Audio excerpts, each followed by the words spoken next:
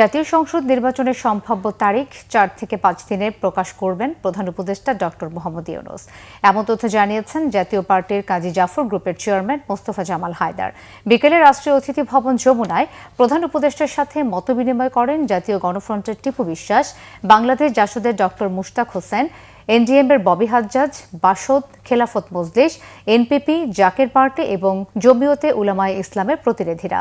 নির্বাচন সংস্কার ঐকমত্য কমিশন ছাড়াও দেশের আইনশৃঙ্খলা পরিস্থিতি নিয়ে নিজেদের মতামত তুলে ধরেন রাজনৈতিক দলের নেতারা। এ সময় জাতীয় পার্টির মোস্তফা জামাল হায়দার সাংবাদিকদের নির্বাচনের তারিখ ঘোষণার কথা জানান।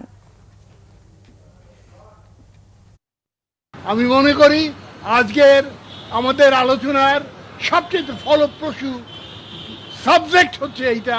উনি ওনার বক্তব্যে সুস্পষ্টভাবে বলেছেন এবং তিনি আশ্বাস দিয়েছেন আগামী ৪-৫ দিনের মধ্যে নির্বাচনের সুস্পষ্ট তারিখ সময় তিনি ঘোষণা করবেন।